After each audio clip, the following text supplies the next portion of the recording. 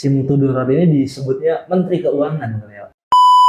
Kata di kitab Syekh Saman itu, siapa yang menceritakan atau mengkisahkan atau menulis gitu kan, atau mendengarkan kisah orang soleh, insya Allah akan turun rahmat. Namanya orang ada aja, Mbak. Ada aja. Kalau kata orang Sunda udah biasa, kita lagi senang ada yang sirik, kita lagi susah ada yang sorak. Syed Ahmad Zaini Dahlan ada keturunannya yang ini cikal bakal nanti ada keluarga daripada Syed Ahmad Zaini Dahlan Mekah dan keluarga daripada Habib Ali nih di Indonesia nih cikal bakalnya.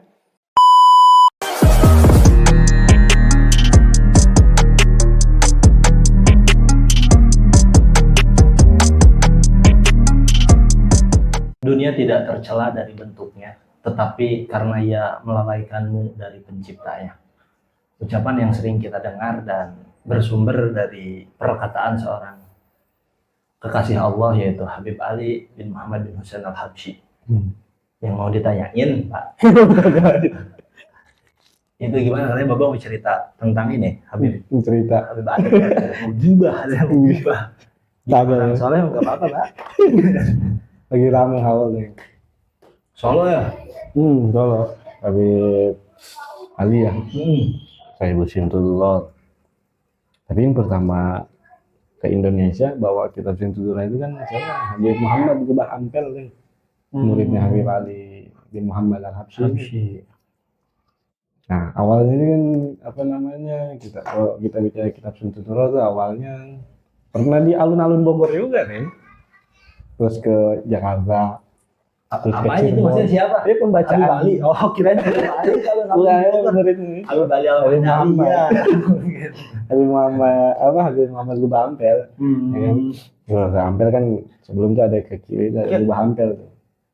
Itu kalau alun-alun Bogor, Habib Muhammad Ampel. Iya, maksudnya pernah ada acara gitu. Di alun-alun Bogor. Tapi kali. Sebelum di Surabaya itu. Tapi kan terus kan masyhur di Habib Ali Kuitang, terus di Solo di Manis, terus di Sekumpul kan. Iya. Gitu Guru Ijai. Nah, Habib Ali ini dia punya ayah namanya Habib Muhammad. Habib Muhammad ini punya guru namanya Habib Abdullah bin Husain bin Thohir, pengarang kitab Sulaman Taufik. Yang biasa dibaca, yang dikaji di pesantren-pesantren kan. Iya. Tipis tapi berat. Nah, pada saat Habib Muhammad ini, ayahnya Habib Ali ngaji ke Habib Abdullah, lahirlah seorang anak yang dinamakan itu oleh gurunya Habib Muhammad. Jadi Habib Abdullah. Jadi pas lagi ngaji lahir Habib Ali itu dikirim ke orang untuk menemui Habib Muhammad. Lahiran katanya. Gitu. Langsung seketika Habib Muhammad bilang ke Habib Abdullah tuh gurunya, wahai guru, kira-kira siapa namanya? Gitu. Namakan Ali. Mau cewek, kasih tahu dulu berarti. Cowok gitu. Udah tahu kayaknya. Udah tahu. Gitu. Udah tahu kayaknya gurunya. Nah, Habib Abdullah bilang, namakan Ali.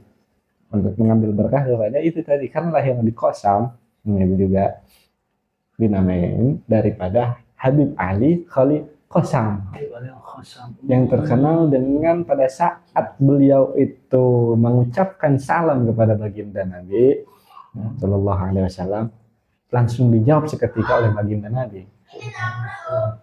Gitu. Dan kalau dihukum kan memberikan salam sunnah.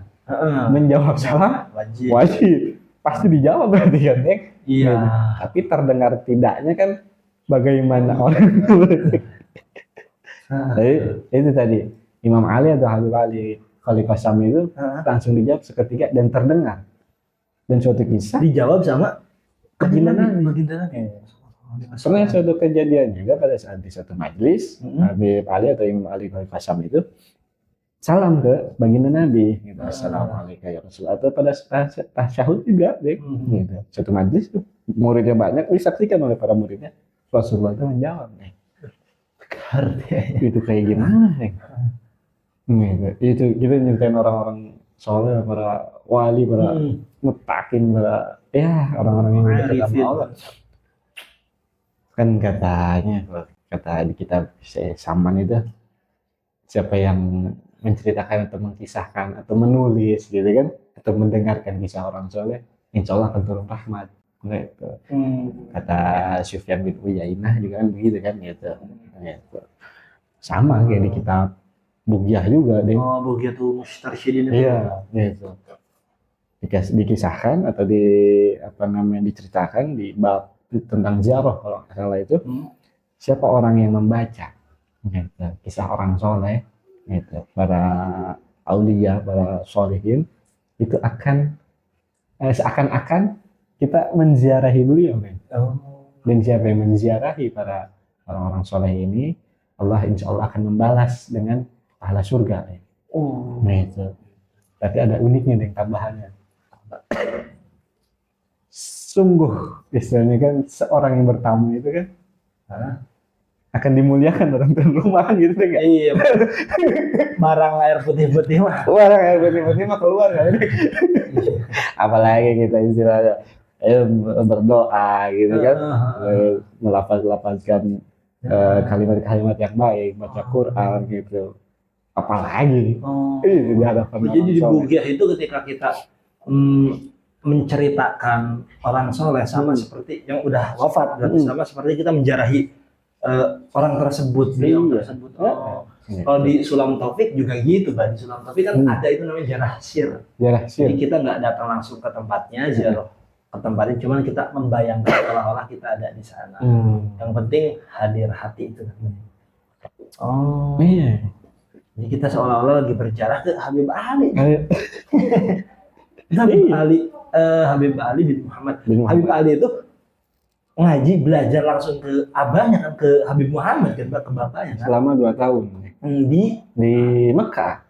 Jadi pada saat Habib Muhammad itu kan ya belajar terus sambil mengajar. Memang apa namanya hidupnya itu untuk khidmah kepada umat gitu nih. Habib Muhammadnya, ayahnya itu sampai beliau itu hijrah kebetulan ke Mekah sampai dijadikan mufti waktu itu, diangkat mufti Mekah, Haramain waktu itu. Nah, diajaklah ketiga anaknya selain daripada Habib Ali ini, karena Habib Ali masih kecil waktu itu.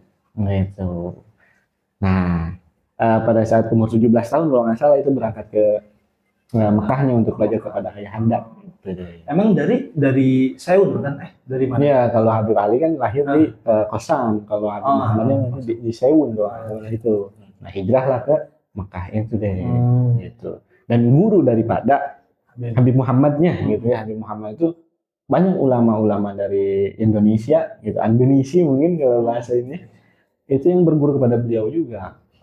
Karena zamannya kan Habib Ali aja, lahir itu kan kurang lebih tahun 1839. Kalau Abah kan 1842. Salah. Berarti masih sekurun mungkin ketemunya itu di berguru belajar bareng lah mungkin. Bisa jadi. Bimbel. Iya, berarti sama kayak mungkin satu kurunnya sama Syekhuna Khalil, Mbah Soleh Darat mungkin. Iya. Kalau Syekh Nawawi kan lebih tua. Nah, Habib Muhammad ini ayah daripada Habib Ali yang mufti juga gitu. Nanti digantikan oleh anaknya, kakak daripada Habib Ali, Syaikhul Duror ini kayak gitu, Habib Husain. Ahli hadis. Nah, Mbah Yahya Hasyim Asy'ari gitu, termasuk yang mengambil sanad hadis kepada Habib Husain juga. Dan berguru juga kepada Habib Muhammad. Habib Muhammad berguru langsung kepada Syed Ahmad Zaini Dahlan. Iya. Dan semua kan, hampir semua ulama Indonesia pada saat itu, Indonesia itu berguru kepada Syed Ahmad Zaini Dahlan. Nah, ada kisah unik juga nih.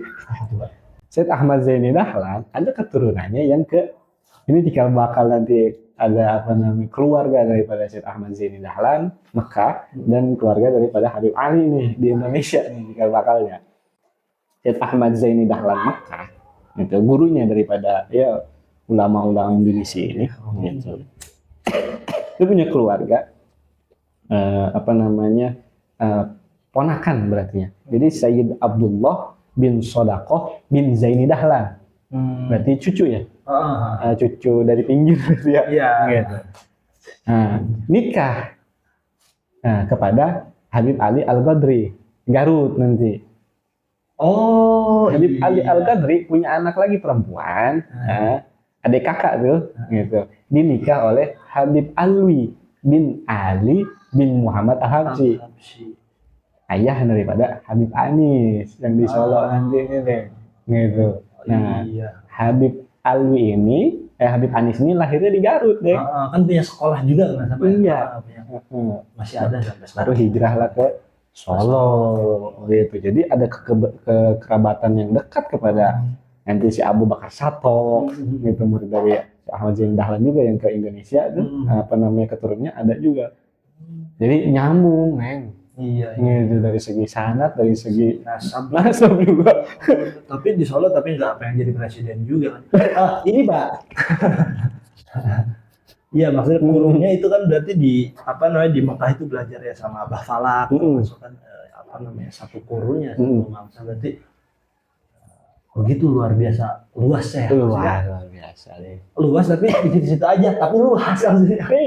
Karena kan pada saat itu zaman itu memang pusatnya ya sebenarnya di Mekah Madinah pada saat itu. Jadi lahir itu Habib Ali itu lahir pas Habib Muhammad lagi ngaji. Kalau ada di satu riwayat itu Habib Ali itu berangkat belajar agama mondok lah gitu. Itu sama ibunya itu, kamu jangan dulu pulang sebelum kamu bertemu Rasulullah SAW, katanya gitu. Itu kan dia jadi langsung terasa orang gimana tuh izin ini. Iya. Jadi dari situ dia berdoa dengan berbagai amalia yang khusus lah. Akhirnya mimpilah sampai diriwayatkan setiap malam itu bermimpi bertemu Rasulullah SAW. Itu luar biasa ya. Luar biasa. Dan apa namanya, kitabnya apa, Simtudoron itu ya dibaca sampai sekarang. Kalau saya jagat raya, setiap muslim pasti sini membaca maulid, di setiap daerah pasti ada yang baca. Hampir situ. Termasuk saya juga, saya itu dulu di kampung itu, di rumah di kampung. Di rumah itu biasa baca maulid itu Al-Iqdul Jauhar fi Maulidin Nabil Azhar. Berjanji. Cuman kesininya saya ikut sama guru juga baca maulid di Simtudoron, di Empang juga, termasuk di Empang, kerabat Empang. Sekarang juga kesini. Guru saya juga Abah itu termasuk yang semoga Allah tetap selalu mengistiqomahkan, itu nggak pernah putus baca maulid Simtudoron, maupun itu lebaran gitu. Jadi setiap Jumat itu kan ya umum semuanya bisa ikut, kalaupun Idul Fitri gitu kan ya tetap baca tapi mungkin sendiri gitu kan, tetap enggak untuk itu. Luar biasa memang dari keberkahannya, dari yang saya baca, yang saya dengar, Simtudoron ini disebutnya Menteri Keuangan ya. Maksudnya Menteri Keuangan? Hah? Gimana maksudnya? Bu Susi. Udah ganti sekarang. Jadi karena keberkahannya dengan membaca Maulid Simtudoron, di mana isinya madah terhadap Rasulullah, di mana ada salah satu baitnya yang pasti kita juga senang, waftahminal khairi kullam. Perintah itu itu apa namanya, itu keberkahannya orang yang baca Maulid Simtudoron itu rezekinya ya dipermudah aja. Dan yang bikin ini itu kisahnya gimana bisa disebut begitu kan? Karena mungkin pasti kan ada kisahnya. Habib Ali ini, Habib Ali Sohibul Simtudoron ini, itu seorang yang kaya, Pak. Mungkin kayaknya di Seun itu beliau itu yang luar biasa kayaknya, sampai saking kayanya ketika terjadi pandemi yang menyebabkan kesusahan pangan, kesusahan ya makanan, kerja juga susah, cari uang susah. Itu selama 3 bulan berturut-turut satu kota Seun itu dikasih makannya sama Habib Ali. Masya Allah. Saking kayanya, Pak. Saking kaya. Itu ukurannya lebih gede dari Jakarta, kurang lebih 800 kilometeran. 800.000, Pak. 800 kilometeran maksudnya persegi. Itu dikasih makan sama Habib Ali selama 3 bulan. Sampai-sampai raja zaman itu punya utang ke Habib Ali. Habib Ali. Habib Ali. Habib Ali. Habsyi itu. Namanya orang. Ada aja, Mbak. Ada aja. Kalau kata orang Sunda mah udah biasa, kita lagi senang ada yang sirik, kita lagi susah ada yang sorak. Ini kita banyak duit, adalah orang yang nyeletuk dalam hatinya pas ngelihat Habib Ali ini, kok ada katanya kekasih Allah tapi cinta dunia, hartanya banyak. Ya dengan kemuliaannya yaitu mukasyafah itu bisa mendengar apa yang dipikirkan, yang dikatakan dalam hati orang tersebut. Habib Ali bisa mendengar itu, dan Habib Ali datangin orang tersebut dan bilang, Fulan gitu, bilang apa kamu barusan? Tapi enggak ada, enggak apa sih? Bilang apa barusan di dalam hati? Coba ucapkan yang barusan terbesit di hati kamu. Kagetlah orang itu. Akhirnya dia mengucapkan apa yang dia katakan, lalu dia minta maaf. Enteng Habib Ali itu menjawab, enggak, saya enggak cinta dunia. Dunia yang cinta saya. Ih, cakep. Enggak percaya katanya. Saya buktiin, tungguin aja gitu. Bilang begitu. Habib Ali nggak lama di situ, di rumah Habib Ali itu datang orang Oman bawa kurma. Kurma Oman itu saat itu kurma yang wah kelas wahid lah, dia yang mahal banget, yang makan itu raja bangsawan saat itu. Ya itu orang-orang UMR Seoul kayaknya nggak bisa itu, apalagi yang di bawah UMR gitu, UMR Seoul mahal banget kan itu. Dan kata Habib Ali, ini buat kamu, ke orang tersebut. Ya ini menunjukkan saya nggak cinta dunia, dunia yang cinta saya, yang ngejar saya dunia. Ini kurma buat kamu. Senang dong orang dikasih kurma yang mahal, kurma Oman. Jadi dibawa pulang, dia taruh di atas kepalanya itu kurma. Ini kurma lebih mahal daripada saya, katanya gitu. Orang ini, kata si Fulan ini. Di jalan dia mikir, kalau sampai rumah makan kurma doang, nggak ada daging-dagingan. Saya jual lah, saya jual. Dia lagi di perjalanan ketemu seorang Syekh Abdul Rahman, Syekh gitu, bayarin dah kurma begini. Maksudnya kalau di rumah dimakan sama anak bini doang, ini bayarin berapa katanya? 5.000 apa ya, mata uang sana lah, bukan rupiah tapi gres apa? Gres kalau nggak salah ya, kalau salah mungkin ada yang tahu kasih tahu. 5.000 gres, bayarin dah 5.000 gres.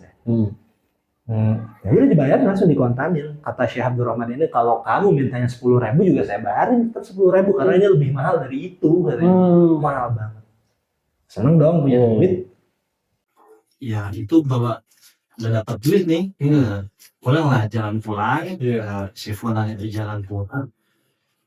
Syekh Abdul Rahman bawa kurma itu, dibawa pulang ke rumahnya. Di jalan dia mikir, ini kalau dibawa pulang yang makan cuma anak istri saya doang. Gimana nih biar jadi lebih baik daripada dimakan sama anak istri? Saya kasihlah ke Habib Ali gitu. Jalan ke Habib Ali. Pas nyampe situ, si Fulan ini tadi kurmanya dijual, ada di sini juga, Pak. Datang si Syekh Abdul Rahman ini ngasihin kurma ke Habib Ali. Balik lagi. Kata Habib Ali, benar nggak? Dunia yang nyari saya, yang cinta saya dunia. Nah kan satu, ya karena memang begitu, tidak ada keterikatan dengan dunia. Ya itu kan tadi yang Habib Ali ini bilang, yang membuat dunia hina itu bukan karena berdunia, tapi karena dia membuat lupa kepada penciptanya. Habib Ali sama sekali enggak, maksudnya enggak pernah melupakan sang pencipta. Justru dunia ini dijadikan alat, memiliki porsi yang tepat sebagai alat untuk mengabdi gitu. Bahkan pernah ditanya Habib Ali ini, kamu Syekh gitu Habib, tiap hari ngajar, belajar, nulis gitu kan, dakwah, kamu apa enggak sibuk gitu? Kata Habib Ali, ya kalau buat sang pencipta buat Allah mah bukan sibuk itu namanya gitu. Jadi ya udah nggak jadi sibuk karena gitu. Iya, dunia yang ngejar saya. Karena begitu, Pak.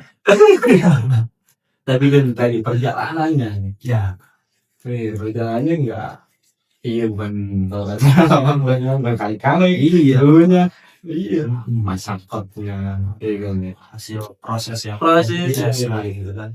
Ada kisah di kitab Idahul Asraril Ulumil Muqarrabin. Itu pernah ada seorang soleh. itu puasa kebetulannya puasa bilang sama istrinya kalau bikinin bubur Harisa aku enak kok kalau ke daging dicincang gitu gue bilang lihat sih gitu kepalanya gue pakai daging kayak jagoin enggak sih ke daging gitu kan oh Harisa anjir tadi emang anjir jadi suka lagi gue pengen ini tuh pengen lah yang banget gitu kalau ini bilang begini dong begini nih puasa pengen tuh pengen jadi bikin tuh dan maghrib ya siap tuh ngapain banget wangi juga udah mantap istilahnya kalau kita nonton di siang nih itu makanan itu mau buka suatu ketika pas pas mau azan beberapa menit kemudian tuh bingung tuh si orang-orang ini sama istriku bubur ini tolong kasih ke anak yatim yang ada di dalam rumah kita apa bagi dua nih bubur gitu nih apa dibagi dua enggak semuanya udah semuanya sih akhirnya dikasih dong ini ke anak yatim itu yang ada di dalam rumah ini semuanya makanya tuh apa buka puasa itu pakai air putih aja deh bubur Harisa kalau kita mau punya nggak tahu nih bagi dua tuh itu ada minta mungkin dikit aja kasih wah ya mbak bubur kuah iya seperti mulai kayak itu udah buka apa istilahnya di atas hukum syarat lagi bukan apa bukan yang subhan lagi yang dipotong itu biasanya yang halal juga gitu kan di sedikit kan iya kayak misalkan ada kan agak waro sih waro itu kan terbagi gitu kalau di kita salah di sekolah itu nih waro itu sebagai tiga yang pertama ada yang soleh itu dari kan yang tidak mengambil yang subhan atau tidak makan yang subhan ya gitu kan antara halal dan haram itu orang yang waro ada lagi naik tingkat nih kayak Sayyidina Umar itu kan bilang waro tingkat tua itu seperti istilahnya kita dihadapkan 10 yang halal nih, tapi kita ngambil yang satu 1/10-nya jadi yang 9/10-nya nggak kita ambil nih gitu kan kalau kebanyakan iya orang-orang yang sekarang mah terusnya sampai belum nyampe ini lagi ngeliat orang-orang soleh Kita mah lagi nanti itu mah bahasanya rahmat pangeran.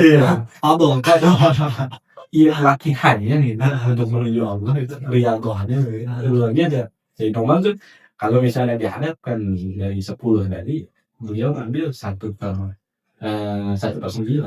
gitu 1/10 yang 9/10-nya dibuang dikasih orang kali semua karena kalau misalkan kita halal ditotongin misalnya di full itu halal bisa jadi haram mendekati haram biasanya kayak contoh ya saudara punya dinding misalkan 3 gitu kosongin 1 tuh biar ada jarak gitu deh kalau udah 4 biasanya kan udah mendekati 5 udah tuh bahaya Tahan dulu. iya ya makan biasanya 3 apa sehari sekali 1 piring Iya. gitu kan untuk menguatkan badan lah badan udah segala 1 piring bisa 3 piring juga bisa sebenarnya tapi mereka lebih pilih yang sedikit gitu penjagaannya lebih koyak gitu. Iya. Kan kalau kita kan alasannya 2 piring udah kuat nih jadi murah aja udah demen aja karena biar kuat ibadah padahal habis makan lemas gitu Untuk ya tuh rupanya parah lu bayarin gitu kalau belum bayarin Betawi kalau sebenarnya menjaga dirinya iya cinta dunia apa dunia yang cinta iya tiga kata yang terakhir itu pokoknya dia ngapain aja udah karena Allah kalau banyak udah banget tingkat nasional tadi tingkat 2 kalau udah nggak apa namanya itu disebutnya apa namanya sindikun makomnya murni karena Allah dia makan karena Allah, sholat karena Allah, tidur karena Allah, gitu. Dia ngopi karena Allah, udah ini kan, gitu udah nomor sindiknya gitu deh. Jadi memang apa sih namanya dari Allahnya luar biasa orang Muslim mereka. kayak di Bandung itu kan ambil nafasi, ambil mana di baru aja salah itu kan. Iya dunia yang penting ngejam-ngejam, gitu. Kemana di depan ini nggak hati belum. Karena tadi realnya luar biasa, itu penjagaan diri memang mau ke arah sana ya. Ya memang jadi Allah lah, ya karena kayak wali gitu kan. Masya Allah ya orang yang seperti itu apalagi Masya Allah itu ya apa namanya harta itu ditangan iya regenerasiin maksudnya ya, pokoknya semuanya karena Allah ngopi karena Allah Allah masih kekuatan buat angkat nangis ya dari yang dipanggil ini ibunya bilang harus tapi dari tentang Rasulullah itu kan nggak mudah nggak ibu juga butuh latihan ya atau apa namanya dari barang-barang yang istilahnya subhan yang halal pun sedikit kan ingat sampai apa namanya kayak tadi yang cerita korma gitu kan kayak dia si Abdurrahman bin Auf yang miskin yang hidup sederhana kayak Nabi sampai korma busuk itu kan timbul istilahnya dia miskin beli korma busuk itu iya rupanya miskin mah ada yang lagi nyari korma busuk tadi yang anaknya dia itu makin kaya ada kayak gini lah jadi ya kalau begitu soal rezeki mah kita nggak tahu alamat rezeki kita tapi rezeki tahu alamat kita sampai bangku mana yang cekak ada ya nggak harus uang yang banyak kan rezeki itu bisa agak banyak dibagi maksudnya kan kalau kita mah lebih baik harta yang banyak tapi halal daripada sedikit tapi haram gitu kan ya tiba bisa aja sebenarnya kayak orang doa minta terbang gitu ya iya saatnya diterima doa kan yakin iya benar kita yang nggak yakin disaatkan dong ya Allah minta dia terbang di hati apa ya ini bisa terbang udah nggak yakin dulu gitu iya doa yakin ya Allah minta uang 5 miliar bisa ya gampang lah mau disuruh gitu kan kita aja nggak yakin iya tapi orang-orang seperti itu kan pasti dilatih keyakinan kan keyakinan juga berarti kan dia nggak yakin karena dia juga maksudnya nggak yakin bukan nggak yakin sama Tuhan sebetulnya kan tapi nggak yakin sama kemampuan dia apa diri nggak masa sih juga sih sebenarnya cuman ya apa orang tunggal dia perang kiri gitu masih ngepeng lu kayak apa dia masih kebadan gitu iya rezeki makanya mereka beliau Habib Ali sedikit lagi menfidai kisah oleh diangkat derajatnya luar biasa sampai karya-karyanya di seluruh laut jaga mau di Afrika Uganda iya di itu iya juga tapi di Afrika memang kan muridnya kesana iya gitu diangkat derajatnya sama Allah ya karena itu dari istrinya penjagaan daripada realtornya latihannya daripada menuju Allah ini memang berat gitu enggak istilahnya apa namanya kayak gitu iya itu begadang gitu begadang biasanya paling begadang sampai subuh nonton timnas pagi biasanya kita nggak tidur nih gitu misalkan tadi malam nggak tidur kita lanjut aja ngodoin tidur gitu iya belum sampai dulu jauh padahal mah yang mudah-mudahan aja kan lanjut aja lanjut ke koma bosan tidur ngapain tidur siang kalau kata siapa yang orang itu cuma tidur goblok tidur kamu mati kenal nggak turun rahmat ngomongin dia nggak juga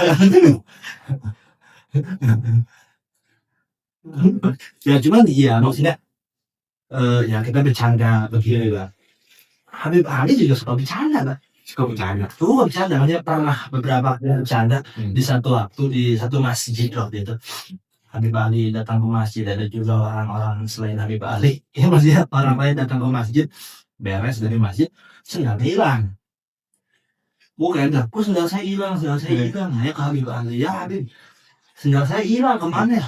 Lagi umrah tadi. Gitu. Siapa tahu setelahnya dia?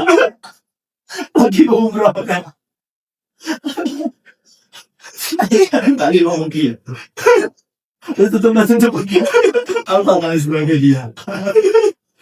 Bener Betul, yang asli yang tadi mancat.